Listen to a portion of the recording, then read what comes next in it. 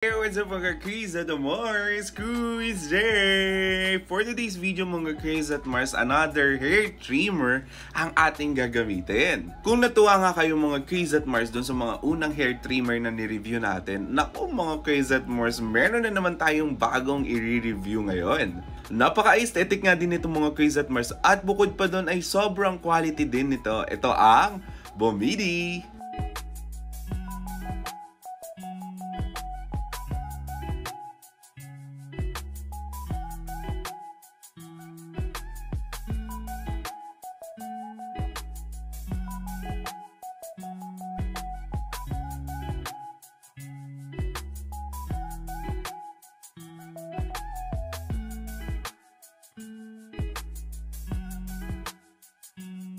Charan! Ito siya mga Chris at Mars. Hindi yan mic mga Chris at Mars. Hair trimmer to. Wireless hair trimmer din siya mga Chris at Mars na pwede mong gamitin sa parte ng katawan na may buhok.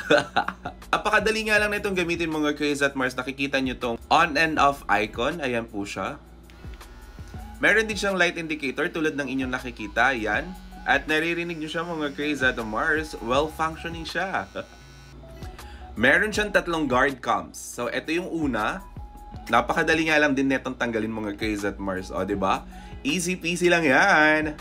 At ito naman yung pangalawang mga Chris at Mars. Napakadaling tanggalin at napakadaling ilagay. Ikabit na rin natin yung pangatlo.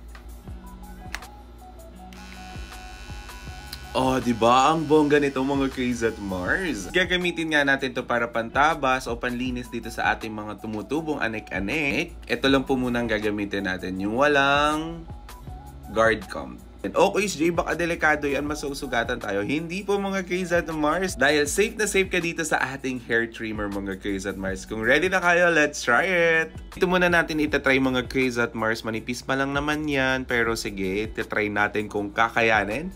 In 3, 2, 1, let's go!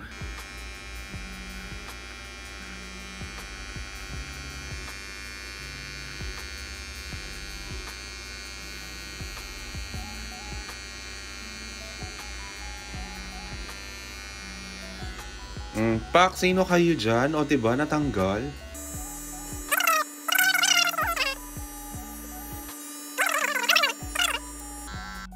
Tada! Ayan siya mga Chris at Mars. Medyo malinis-linis na siya. Madali talaga siyang gamitin kapag kitang-kita mo yung sarili mo. Kaya gumamit kayo ng salamin.